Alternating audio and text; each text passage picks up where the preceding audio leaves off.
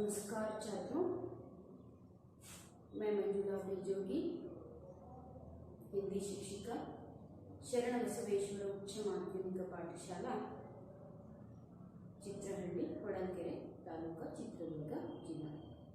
बच्चों, आप सबको कक्षा में स्वागत है। मैं आज जो विषय पढ़ाने जा रही हूँ वह है भाषा ज्ञान। भाषा का ज्ञान होना हमें बहुत जरूरी है। क्यों भाषा का ज्ञान होना जरूरी है? हम हमारे विचारों को व्यक्त करने के लिए या दूसरों के सामने प्रकट करने के लिए, कहने के लिए एक माध्यम है, वो क्या है? भाषा है। इसीलिए एक दूसरे के साथ हम हमारे विचारों को व्यक्त करना चाहते हैं तो भाषा जरूरी होती है। तो भाषा के लिए सिर्फ भाषा को बात करना नहीं है या लिखना नहीं है, वह सही रूप में, क्रमबद्ध रूप में उसको प्रकट करना होता है या लिखना होता है। तो ऐसे समय में हमें क्या चाहिए? पूरे भाषा का ज्ञान होना जरूरी है। यहाँ पर हिंदी में ज्ञान कहते हैं। आप पूछ सकते हैं मुझे, क्या मिस आप क्या कह रही हैं? वहां पर ज्ञ है, आप ज्ञ बोल रही हैं। हिंदी में ज्ञ को कन्नड़ का हिंदी में हम क्या कह सकते हैं? ज्ञ के रूप में उच्चार कर सकते हैं। इसीलिए ज्ञान, ज्ञान ಏನಾಯ್ತು? कन्नड़ का ज्ञान हिंदी में ज्ञान हो गया। अब अभी क्या करना है? इस भाषा ज्ञान के बारे में थोड़ी सी जानकारी प्राप्त करेंगे। यह 9वीं कक्षा के गुलाब सिंह के पाठ के संदर्भ में मैं समझाना चाहती हूँ, बताना चाहती हूँ। यहाँ पर जो मैंने लिया है भाषा ज्ञान में कारक। क्या है? कारक। आप सबने कन्नड़ में जानते होंगे कारक क्या है, विभक्ति प्रत्यय क्या है ना? कोई कह सकते हैं विभक्ति प्रत्ययಗಳು ಏನ್ ಹೇಳ್ತೀವಿ? ಪ್ರಥಮ, ಉ, ದ್ವಿತೀಯ, ಅನ್ನು, तृतीय, इंद, ಈ ತರ ಹೇಳ್ತಿರ್ತಾನೆ। वही हिंदी में हम क्या कहते हैं? कर्ता है, कर्म को करण से ಸ್ವಲ್ಪ ಅಷ್ಟೇ ವ್ಯತ್ಯಾಸವನ್ನ ನಾವು ಕಾಣ್ತೇವೆ। ಹಾಗಾದ್ರೆ ಇಲ್ಲಿ ಒಂದೊಂದಾಗಿ ನಾವು ನೋಡ್ತಾ ಹೋಗೋಣ। ಮೊಟ್ಟ ಮೊದಲನೆಯದಾಗಿ ನಾವು कारक ಅಂದ್ರೆ ಏನು, कारक की परिभाषा, कारक का अर्थ ये जानना जरूरी है। तो अब हम कारक की परिभाषा या अर्थ को जानेंगे। तो उसमें कारक किसे कहते हैं? कारक तो संज्ञा या सर्वनाम के, संज्ञा क्या है? संज्ञा नामपद, सर्वनाम सर्वनाम, संज्ञा इल्लवे या अंदर इल्लवे, संज्ञा या सर्वनाम के उस रूप को कारक कहते हैं। ನಾಮಪದ ಇಲ್ಲವೇ ಸರ್ವನಾಮದ ಒಂದು ರೂಪವನ್ನು ನಾವೇನಂತ ಕರಿತೀವಿ? कारक कहते हैं। जिससे उसका संबंध वाक्य के अन्य शब्दों विशेषतः क्रिया के साथ प्रकट होता है।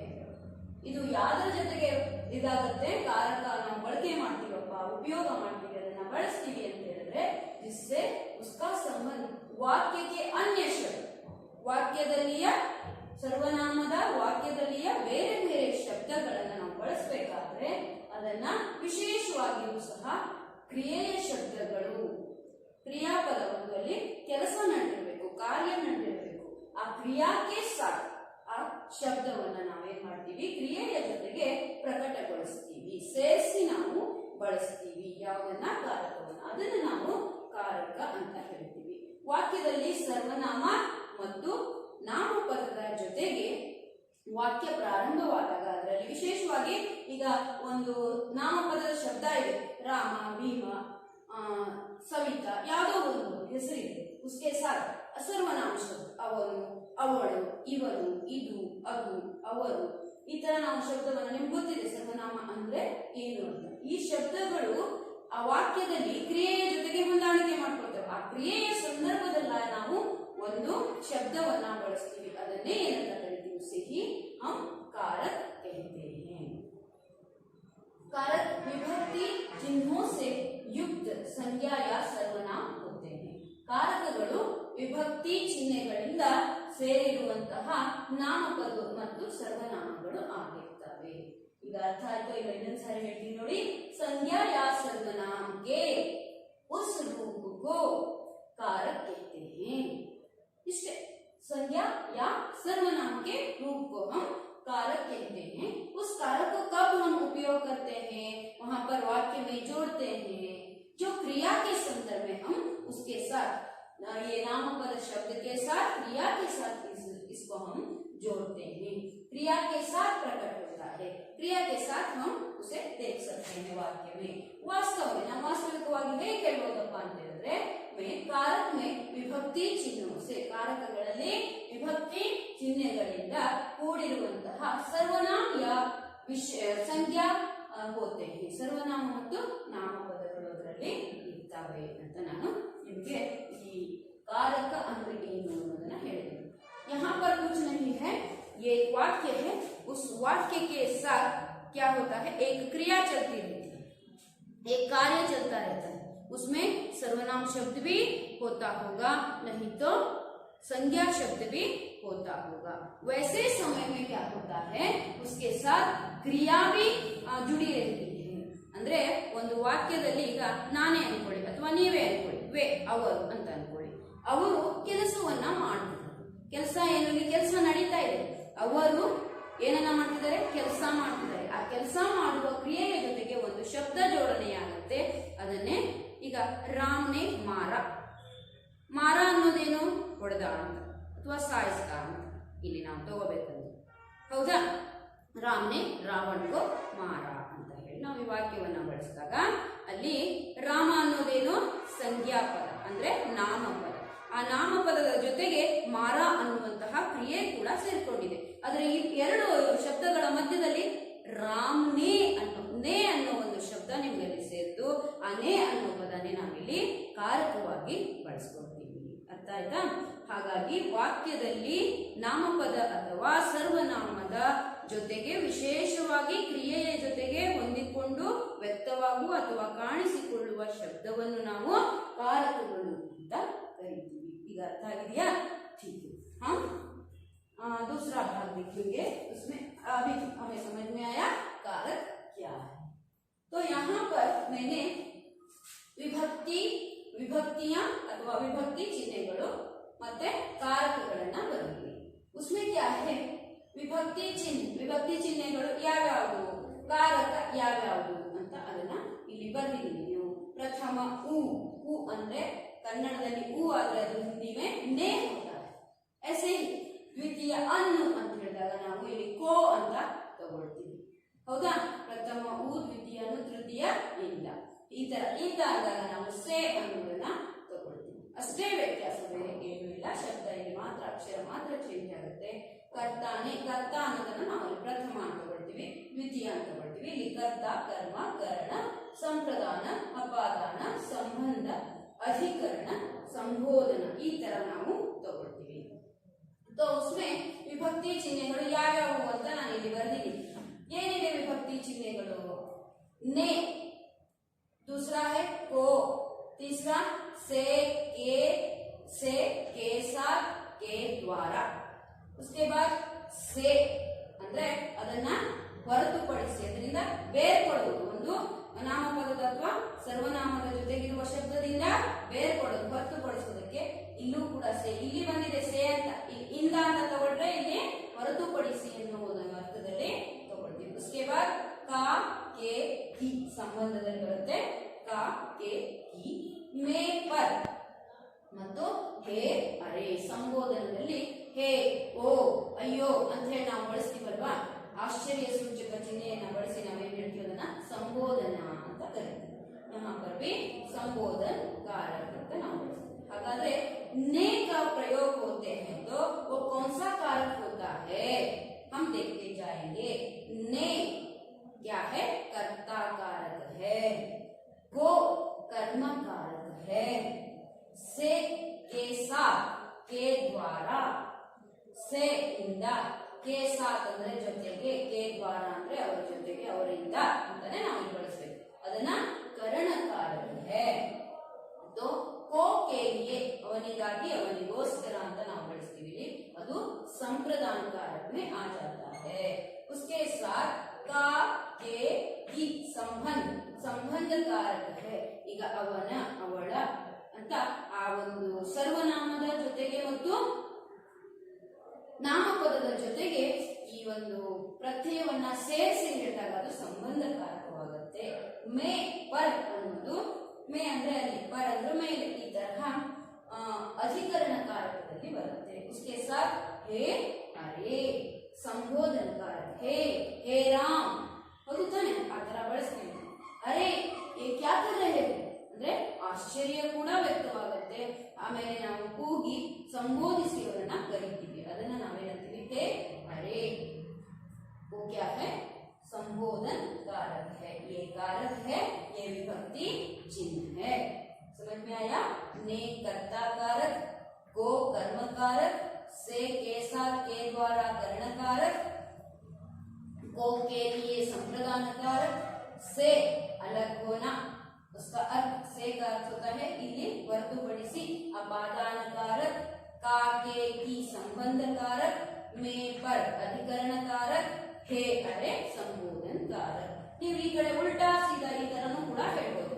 कर्ता ने कर्म को करण से, के साथ के द्वारा, संप्रदान को के लिए, अपादान से, संबंध का के की, अधिकरण में पर, संबोधन हे अरे.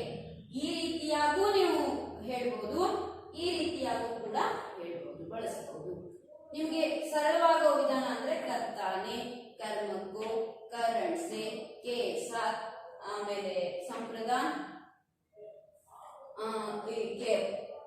से के साथ के द्वारा, अपादान से, संबंध का के की, ಈ ತರ ನೀವು ಬಾಯಿಪಾಠ ಮಾಡಿದ್ರು ಸಹ ಬೇಗ ನೆನಪಲ್ಲಿ ಇಟ್ಕೋಬಹುದು. ಇಲ್ಲ ಅಂದ್ರೆ कक्षा में जो सीखते हैं तभी भूल जाते हैं.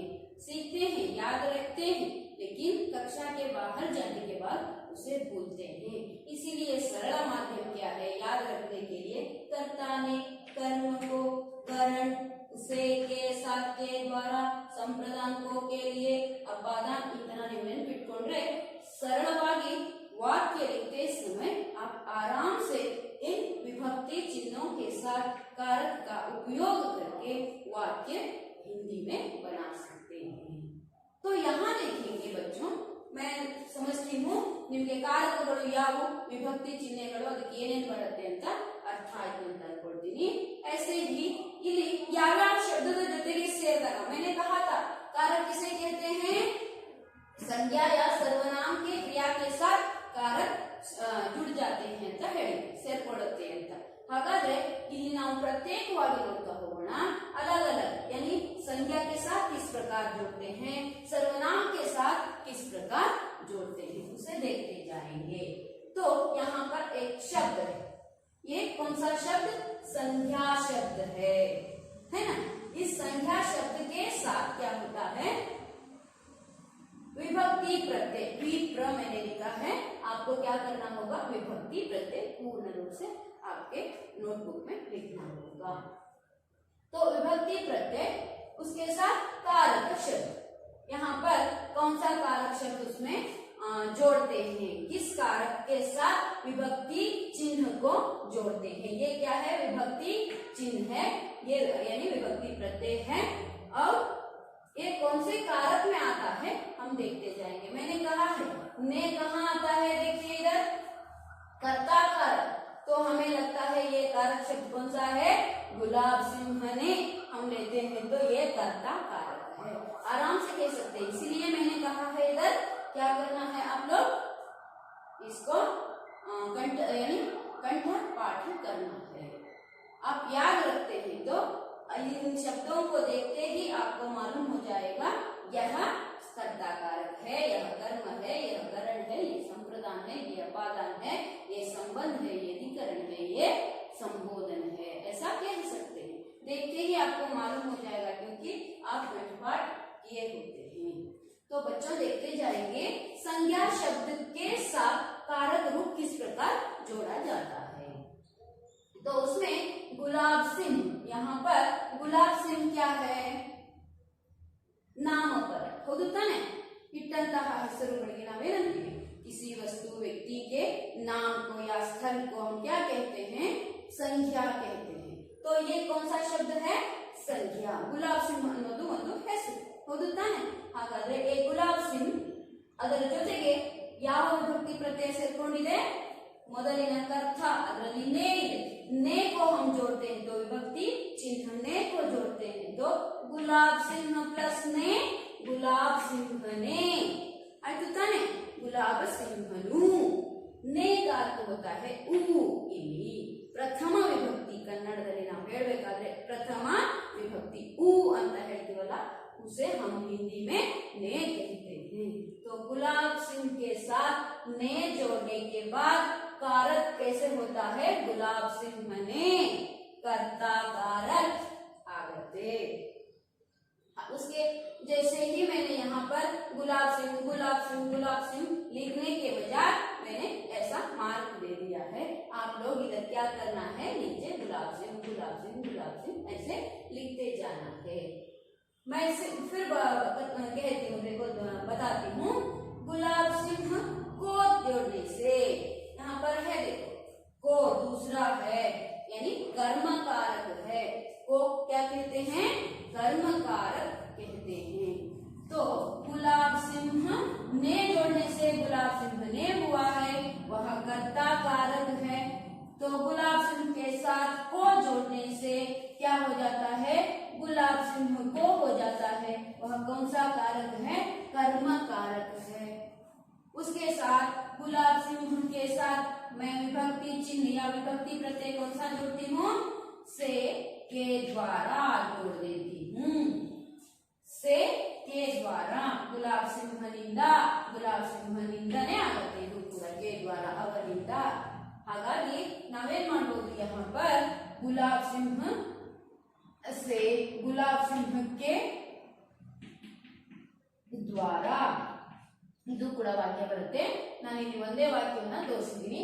ಕರಣ ಏನಾಗುತ್ತೆ, ಕರಣ कारक ಆಗುತ್ತೆ। वैसे ही गुलाब सिंह को के लिए गुलाब सिंह को ಅಂತ ಸೇರಿಸಿದಾಗ ಗುಲಾಬ್ ಸಿಂಗ್ को ಆಗುತ್ತೆ, ಅದು ಸಂಪ್ರದಾನ कारक। ಮತ್ತೆ ಗುಲಾಬ್ ಸಿಂಗ್ के लिए ಅಂತ ಹೇಳಿದಾಗ ಗುಲಾಬ್ ಸಿಂಹನಿಗಾಗಿ ಗುಲಾಬ್ ಸಿಂಹನಿಗೆ ಅಂದಾಗ ನಾವು को ಬಳಸ್ತೀವಿ, ಗುಲಾಬ್ ಸಿಂಹನಿಗಾಗಿ ಅಂದಾಗ ಏನ್ ಬಳಸ್ತೀವಿ, के लिए ಬಳಸ್ತೀವಿ। इसके लिए उसके लिए गुलाब सिंह के लिए सविता के लिए राम के लिए सीता के लिए ಅವಳಿಗಾಗಿ ಸೀತಾಗಾಗಿ ಆತರ ಬಳಸ್ತೀವಿ ನಾವು। ಅದು ಯಾವ ಕಾರಕದಲ್ಲಿ ಬರುತ್ತೆ, ಸಂಪ್ರದಾನ कारक। वैसे ही गुलाब सिंह से के द्वारा ये क्या होता है, अपादान कारक हो जाता है। गुलाब सिंह से मैंने इधर कहा है, से अलग होना, गुलाब सिंहनिಂದ ಹೊರತುಪಡಿಸಿ ಅಂತ ನಾವಿಲ್ಲಿ ತಗೋಬೇಕಾಗುತ್ತೆ। वैसे ही वो कौन सा अपादान कारक है। वैसे ही इधर गुलाब सिंह का गुलाब सिंह के गुलाब सिंह की गुलाब सिंह के साथ का जोड़ते हैं तो गुलाब सिंह का होता है। गुलाब सिंह के साथ की जोड़ते हैं, के जोड़ते हैं तो गुलाब सिंह के ಅಂದ್ರೆ गुलाब सिंहನ ಅನ್ನೋದನ್ನ ನಾವು ಬಳಸ್ತೀವಿ। वैसे ही गुलाब सिंह की ಅಂತ ಹೇಳಿದ್ರೆ गुलाब सिंहಂದು ने नी की ಅಂತ ಹೇಳಿ ನಾವು ಇಲ್ಲಿ ಬಳಸ್ತೀವಿ। वो सभी क्या होता है, ಸಂಬಂಧ कारक। गुलाब सिंहನ ಜೊತೆಗೆ ಸಂಬಂಧವನ್ನ ಏರ್ಪಡಿಸ್ತೀವಿ। ಆ ವಾಕ್ಯದಲ್ಲಿ ಆ ಒಂದು ವಿಭಕ್ತಿ ಕಾರಕವನ್ನ ಚಿಹ್ನೆ ಮತ್ತು ಕಾರಕವನ್ನ ನಾವು ನಾಮಪದ ಅಂದ್ರೆ ಯಾರಿಗೆ, ಗುಲಾಬ್ ಸಿಂಗ್ ಅವನ ಜೊತೆಗೆ ಆ ಒಂದು ವಸ್ತುವನ್ನ ಅಥವಾ ವಾಕ್ಯವನ್ನ ಹೊಂದಿಸ್ತೀವಿ, ಜೋಡಿಸ್ತೀವಿ, ಸಂಬಂಧವನ್ನ ಹುಟ್ಟು ಹಾಕ್ತೀವಿ। उसे क्या कहते हैं, संबंध। ಅವನ ಜೊತೆಗಿದ್ದಂತ ಸಂಬಂಧ गुलाब सिंह का संबंध इसके साथ है। ಅವಾಗ ನಾವೇನ್ ಬಳಸ್ತೀವಿ, का की। ये गुलाब सिंह की किताब है, गुलाब सिंहನ ಪುಸ್ತಕ ಹೌದಾನೆ। ಅವನಿಗೆ ಸೇರುತ್ತೆ, ಸಂಬಂಧ ಇದೆ ಅವನಿಗೂ ಮತ್ತೆ ಪುಸ್ತಕಕ್ಕೂ। ಹಾಗೆ ನಾವು ಬಳಸಬೇಕಾದ ನೋಡ್ಬೇಕಾದ್ರೆ ಸಂಬಂಧ ಕಾರಕದಲ್ಲಿ ಯಾವ ಶಬ್ದಗಳು ಬರ್ತಾವೆ ಅಂದ್ರೆ ಕಾ, ಎ, ಈ ಅನ್ನುವಂತ ಅಕ್ಷರಗಳನ್ನ ನಾವು ಬಳಸಿ ಸಂಬಂಧವನ್ನ ಮಾಡ್ತೀವಿ. यहाँ पर किसके साथ संबंध जोड़ रहे हैं? संज्ञा के साथ. संज्ञा कौन है? गुलाब सिंह है. ಹೌದು ತಾನೆ? ಗುಲಾಬ್ ಸಿಂಹನ, ಗುಲಾಬ್ ಸಿಂಹನ ಅಂತಾನೆ ಇವೆಲ್ಲ ತಗೊಳ್ತೀವಿ. ಇಲ್ಲಿ ಸ್ತ್ರೀಲಿಂಗದಲ್ಲಿ ಬರುತ್ತೆ, ಇಲ್ಲಿ ಪುಲ್ಲಿಂಗದಲ್ಲಿ ಬರುತ್ತೆ. ಹಾಗಾಗಿ ಇದನ್ನ क्या कहते हैं? संबंध कारक. वैसे ही यहाँ पर मैं पर अधिकरण कारकದಲ್ಲಿ ನಾವು ನೋಡ್ಬೇಕಾದ್ರೆ मैं ಗುಲಾಬ್ ಸಿಂಹ ಮೇ, ಗುಲಾಬ್ ಸಿಂಹನಲ್ಲಿ, ಗುಲಾಬ್ ಸಿಂಹ ಪರ್, ಗುಲಾಬ್ ಸಿಂಹನ ಮೇಲೆ, ಅಲ್ಲಿ ಮತ್ತು ಮೇಲೆ ತಗೊಂಡಾಗ ನಾವೇನ್ ಮಾಡ್ತೀವಿ? ಅಧಿಕರಣ ಕಾರಕವನ್ನ ಬಳಸ್ತೀವಿ. ಹಾಗಾದ್ರೆ ಗುಲಾಬ್ ಸಿಂಹನ ಮೇಲೆ ಗುಂಡಿನ ದಾಳಿ ನಡೆಯಿತು ಅಂತ ಹೇಳಿದಾಗ ನೀವೇನ್ ಹೇಳ್ತೀವಿ? ಗುಲಾಬ್ ಸಿಂಹ ಪರ್ क्या हुआ? गोलीबारी या हुई. गोलियां दहलाती हुई आकर उनके छाती में घुस गई ಅಂತ ನಾವು ಹೇಳ್ತಿದ್ದಾನೆ. वैसे ही मैं ಅಂದ್ರೆ ಅಲ್ಲಿ, ಪರ್ ಅಂದ್ರೆ ಅದರ ಗುಲಾಬ್ ಸಿಂಹನ ಮೇಲೆ ಅಂತ ನಾವು ತಗೊಳ್ತೀವಿ. ಗುಲಾಬ್ ಸಿಂಹ ಸೆ ಗುಲಾಬ್ ಸಿಂಹ. ये मैं पर ಅನ್ನೋದು ಯಾವುದು? ಅಧಿಕರಣ कारक. मैंने यहाँ पर लिखा था मैं पर अधिकरण कारक. तो वैसे ही ಗುಲಾಬ್ ಸಿಂಹ ಅಂದ್ರೆ ಸಂಬೋಧನ ಕಾರಕದಲ್ಲಿ ಏನ್ ಬರುತ್ತೆ ನೋಡೋಣ. ಹೇ ಮತ್ತೆ ಅರೆ. ಹೇ ಗುಲಾಬ್ ಸಿಂಹ, ಅರೆ ಗುಲಾಬ್ ಸಿಂಹ. ಹೌದಾನೆ? ಸಂಬೋಧಿಸ್ತೀವಿ ನಾವು. ಅದನ್ನ ನಾವೇನಂತ ಕರಿತೀವಿ? ಸಂಬೋಧನ್ कारक ಅಂತ ಕರಿತೀವಿ. मैं समझती हूँ आप लोगों को ये कारक किसे कहते हैं और कारक कौन कौन से कारक हैं? 8 कारक हैं.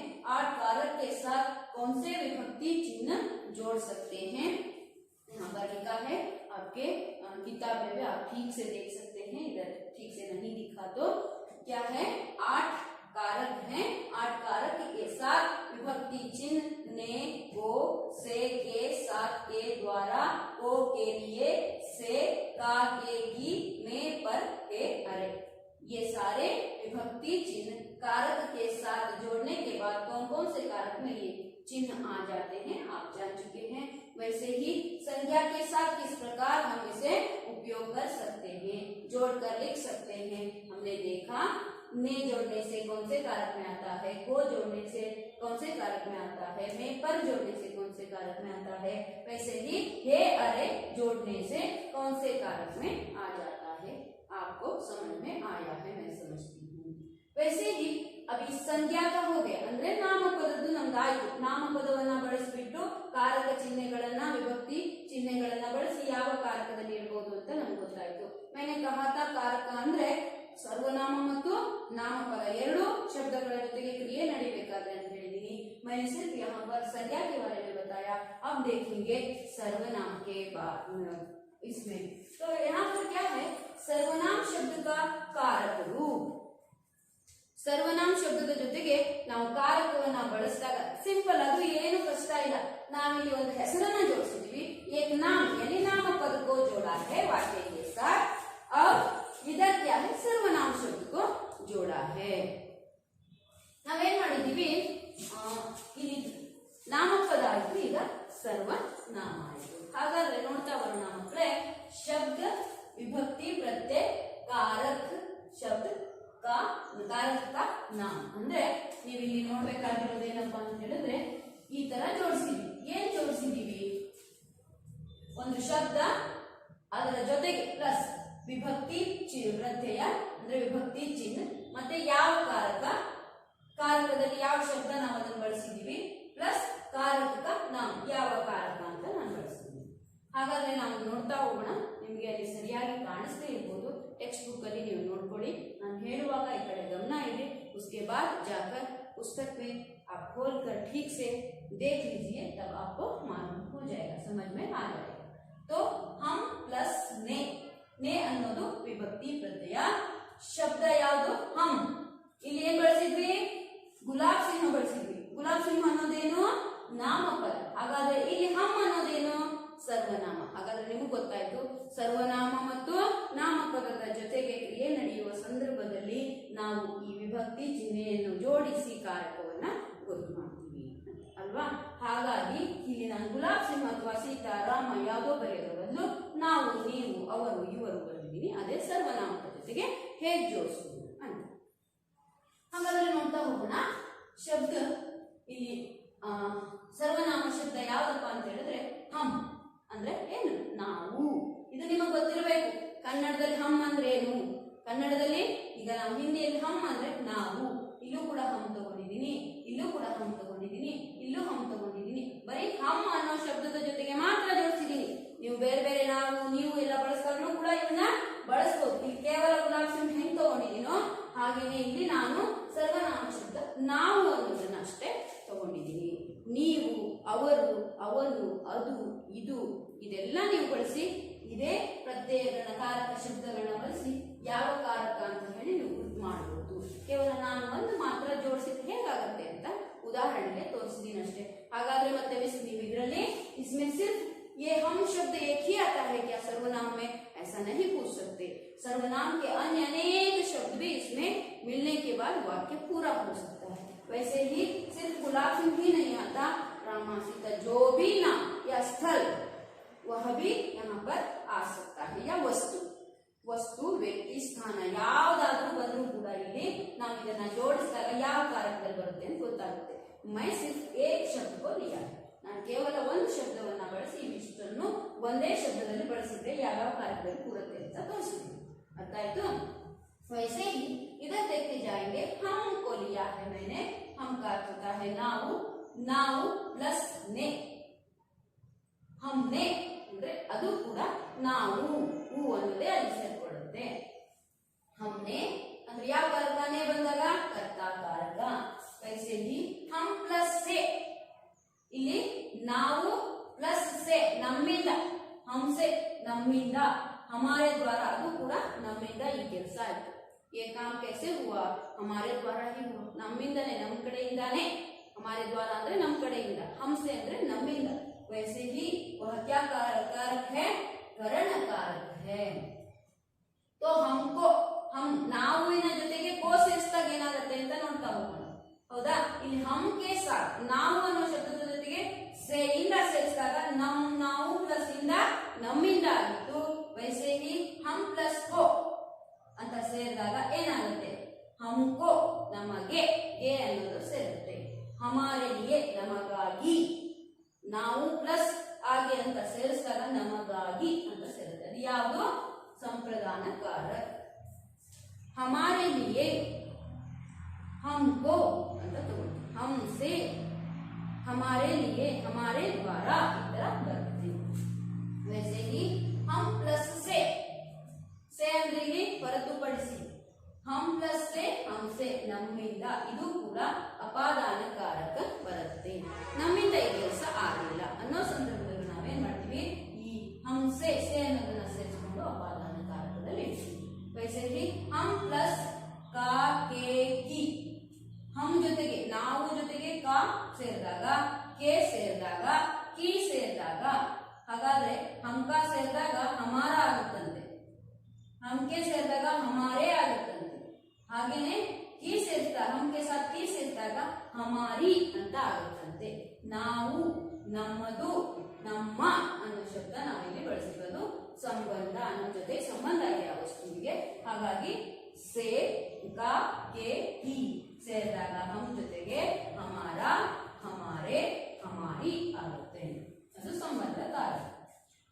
यहाँ पर साथ में देखिए हम प्लस में, ನಾವು ಪ್ಲಸ್ ಮೇ ನಮ್ಮ ಮೇಲೆ, ನಮ್ಮಲ್ಲಿ ಅಂತ ಹೇಳಿ ನಾವು ತಗೊಂಡಾಗ ಹಮ್ನೆ ನಾವು, ಹಮ್ ಪರ್ ಹಮ್ಮೆ ನಮ್ಮ ಮೇಲೆ, ಅಥವಾ ಹಮ್ ಪರ್ ನಮ್ಮ ಮೇಲೆ, ನಮಗೆ, ನಮ್ಮ ಮೇಲೆ ಅಧಿಕರಣ ಕಾರಕದಲ್ಲಿ ಬರುತ್ತೆ. ಈ ತರಹ ಕೇವಲ मैंने एक शब्द लिया है सर्वनाम संज्ञा का और इधर एक शब्द सर्वनाम का लिया है, उसके साथ आप वे, अवरु, अवनु, वह, वह ಬಂದಾಗ ಬರಲ್ಲ, उसने, इसने, इन्होंने, उन्होंने ने ಸೇರುತ್ತೆ, उनको, इनको ಇದರೆಲ್ಲ ಬರುತ್ತೆ. ನೀವು ಅದನ್ನೆಲ್ಲ ಬಳಸಿ ವಾಕ್ಯವನ್ನ ಮಾಡಿದಾಗ ವಿಭಕ್ತಿ ಚಿಹ್ನೆಗಳನ್ನ ಯಾವ ಕಾರಕ ಅಂತ ಹೇಳಿ ಝಟ್ ಅಂತ ನೀವು ಕಂಡುಹಿಡಿಯಬಹುದು. ಹಾಗಾಗಿ ನಿಮ್ಗೆ ಮೇನ್ ಬೇಕಾಗಿರೋದು ಇವೆಲ್ಲಾ ಚಿಹ್ನೆಗಳು ಯಾವ್ಯಾವ ಕಾರಕಕ್ಕೆ ಸಂಬಂಧಪಟ್ಟಿದ್ದಾವೆ.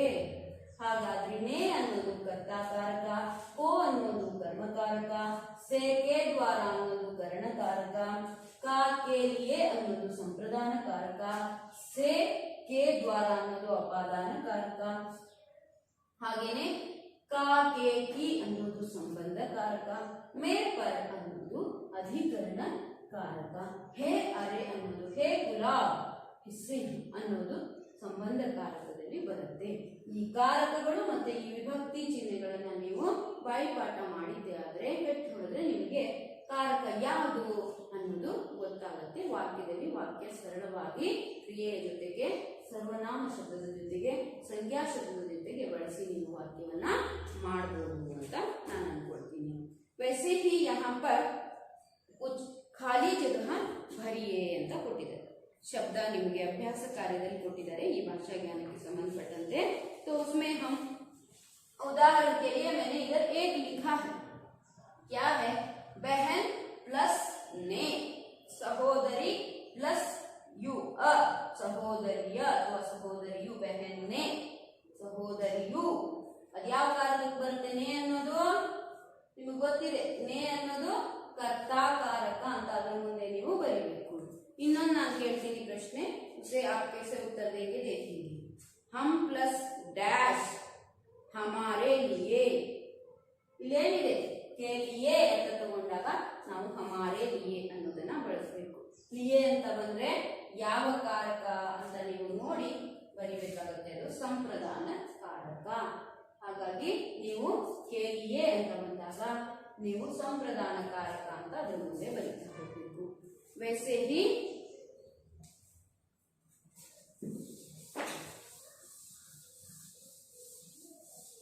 ಟೆಕ್ಸ್ಟ್ ಬುಕ್ ಅಲ್ಲಿ ಇದೆ. ಇದನ್ನ ನೀವು ಅಚ್ಚುಕಟ್ಟಾಗಿ ಬರ್ಕೊಂಡು ನೀಟಾಗಿ ಇನ್ನೂ ಒಂದ್ಸಾರಿ ಅದರಲ್ಲಿ ಗಮನ ಹರಿಸಿ ಅರ್ಥ ಆಗದಿದ್ರೆ ಕೇಳಬೇಕು. ಈಗ ನಿಮ್ಗೆ ಅರ್ಥ ಆಗಲ್ಲ ಅಂತ ಇನ್ನೊಂದು ಬರೀತಾ ಇದ್ದೀನಿ. ಏನಿದೆ ಇಲ್ಲಿ? ಹಮ್ ಪ್ಲಸ್ ಕಾ ಅಂತ ಇದೆ. ಅದರ ಮುಂದೆ ಡ್ಯಾಶ್ ಕೊಟ್ಟಿದ್ದಾರೆ ಮತ್ತೆ ಯಾವುದು ಕಾರಕ ಅಂತ ಕೂಡ ಕೊಟ್ಟಿದ್ದಾರೆ. ಹಾಗಾದ್ರೆ ಕಂಡು ಹಿಡಿತೀರಾ ನೀವೇ? ಹಮ್ ಪ್ಲಸ್ ಕಾ ಅಂತ ಇದೆ. ನಾನೇನು ಸೇರಿಸಿದ್ದೀನಿ? ಹಮ್ ಪ್ಲಸ್ ಕಾ ಅನ್ನೋದೇನು? ಅದೇನಾಗುತ್ತೆ? ಹಮಾರ ಆಗುತ್ತೆ. ಹಮಾರ ಯಾವ ಕಾರಕ? ಸಂಬಂಧ ಕಾರಕ. ನೀವು ಹಮ್ ಪ್ಲಸ್ ಕಾ ಸೇರಿಸಿದಾಗ ಹಮಾರ ಇದು ಕಾರಕದ ಹೆಸರು ಸಂಬಂಧ ಕಾರಕ ಅಂತ ಬರೀ. वैसे ही और एक है डैश प्लस का तुम्हारा, तुम प्लस का ಸೇರಿಸಿದ್ರೆ तुम्हारा ಆಗುತ್ತೆ. ಇದು ಸಹ ಸಂಬಂಧ ಕಾರಕದಲ್ಲೇ ಬರುತ್ತೆ. वैसे भी तुम प्लस से, तुमसे, से ಅನ್ನೋದು ಯಾವುದು? हम प्लस से हमसे ಅಪಾದಾನ ಕಾರಕ ಆಗಿದೆ. ಮತ್ತೊಂದು ಸರ್ವನಾಮ ಶಬ್ದ ತುಮ್ ತಗೊಳ್ತೀನಿ ನಾನು. तुम प्लस से तुमसे ಅಂದಾಗ ಅದು ಅಪಾದಾನ ಕಾರಕ. ನೀವು ಕೆಳಗೆ ಹುಡುಕಿ ಅಪಾದಾನ ಕಾರಕವನ್ನ ಬರ್ಕೊಂಡು ಬರಬೇಕು. वैसे ही यहाँ पर अन्य अलग कुछ प्रश्न हैं, उनको उत्तर लिखकर लाना है. जो समझ में नहीं आता है तो अगली कक्षा में आप पूछ सकते हैं. ऐसे ही सुनना, किताब ऐसे रख देना. आपको समझ में नहीं आता है, यहाँ पर सुनने के बाद और एक बार घर जाकर उसे ठीक से देखिए. देखने के बाद भी कुछ समझ में नहीं आता है, मुझे पता है. जो समझ में नहीं आता है, जो शंकाएं हैं, अगली कक्षा में आप आकर पूछ सकते हैं. मैं यहाँ तक जो पढ़ाया इसके बारे में, कारक के बारे में कुछ भी नहीं. कन्नड़ का कारक भी एक बार अपने साथ रखिए. ನಿಮ್ಮ ಕನ್ನಡ ಪುಸ್ತಕದಲ್ಲೂ ಸಹ ಇದೆ, ಅದನ್ನು ಇಟ್ಕೊಳ್ಳಿ. ಪ್ಲಸ್ ಹಿಂದಿ के कारक भी एक जगह पर लिख लीजिए. लिखने के बाद समझ में आता है. ಗೊತ್ತಾಯ್ತು? ಪ್ರಥಮ ಊ ಅನ್ನೋದನ್ನ ಹಿಂದಿಯಲ್ಲಿ ನಾವು ಕರ್ತಾನೆ ಅಂತ ಹೇಳ್ತೀವಿ ಅಷ್ಟೇನೆ. ಅದು ಸಹ ಸರ್ವನಾಮ ಮತ್ತು ನಾಮಪದದ ಜೊತೆಗೆ ಅವನ್ನು ಬಳಸ್ತಾ ಹೋಗ್ತೀವಿ. हिंदी में भी उतना ही जो शब्द अलग हुआ है. कर्ताने कर्मको आಗಿದೆ, ಅಲ್ಲಿ ಪ್ರಥಮವು ದ್ವಿತೀಯನೂ ಆಗಿದೆ. ಅಷ್ಟು ಬಿಟ್ರೆ ಯಾವುದೂ ಕೂಡ ವ್ಯತ್ಯಾಸ ಇಲ್ಲ. ಕಾರಕಗಳನ್ನ ನಾವು ಹಿಂದಿಯಲ್ಲಿ ಬೇರೆ ತರ ಕರಿತೀವಿ, ಆದ್ರೆ ವಿಭಕ್ತಿ ಚಿಹ್ನೆಗಳು ಅವೇ ಬರ್ತವೆ. ಆದ್ರೆ ಇವು ಹಿಂದಿಯಲ್ಲಿವೆ, ಅವು ಕನ್ನಡದಲ್ಲಿ. ಹಾಗಾಗಿ दोनों को आप रख कर क्या करना होगा? लिखना होगा. बार देख लीजिए। मुझे लगता है ये पूर्ण रूप से समझ में नहीं आया है। आप ठीक से घर जाकर और एक बार पढ़ लीजिए। पढ़ने के बाद जो भी डाउट्स होते हैं उनको लिख लीजिए और अभ्यास कार्य में दिए हुए प्रश्नों का उत्तर लिखने के लिए कोशिश कीजिए। नहीं हुआ तो उनको भी एक पॉइंट्स करके लाकर मुझे दे दीजिए। मैं और एक बार जो भी उनको आपको समझ में नहीं आता है उसको मैं समझाती हूँ। ठीक, अब तक मैंने यहाँ पर पढ़ाया, जितना समझ में आया है आपको लिख लीजिए और जो नहीं आता है आप उसके बाद मुझे दे दीजिए, मैं ठीक से आपको समझाऊंगी। धन्यवाद।